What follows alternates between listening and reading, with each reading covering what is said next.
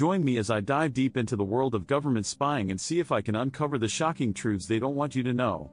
Government spying is a topic that affects us all, whether we realize it or not.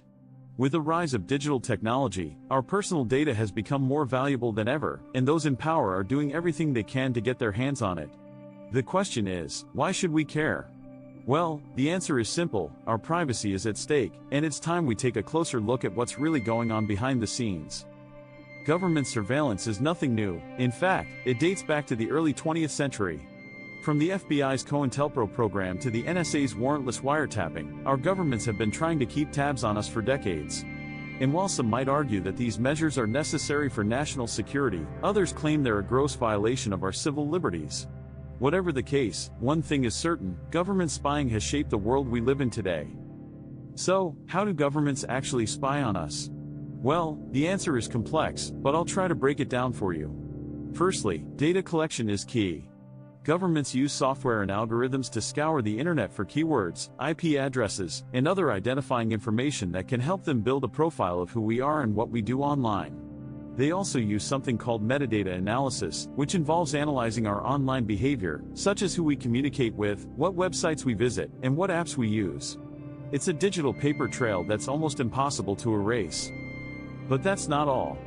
Governments also use monitoring tools to keep tabs on our online activities in real time. This can include everything from internet browsing history to phone records and even our physical location. And let's not forget about surveillance tools like facial recognition software, which can identify us in public spaces with eerie precision. It's a brave new world, folks, and it's getting braver by the minute.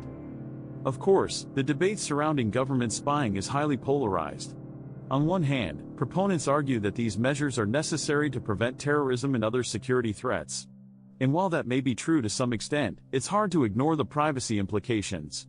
I mean, who's to say our governments won't abuse their power or use our personal data for nefarious purposes? And what about the ethical concerns? Is it right to sacrifice our privacy for the sake of security? On the other hand, critics argue that government spying is a slippery slope that leads to a surveillance state. They claim that these measures are often used to target marginalized communities and dissidents, rather than actual security threats. And let's not forget about the sheer scale of data collection. It's hard to imagine that our governments can process it all effectively. In the end, it's a trade-off between security and privacy, and it's up to us to decide what we're willing to sacrifice. But government spying isn't the only game in town. Private companies like Facebook and Google are also collecting our personal data on a massive scale.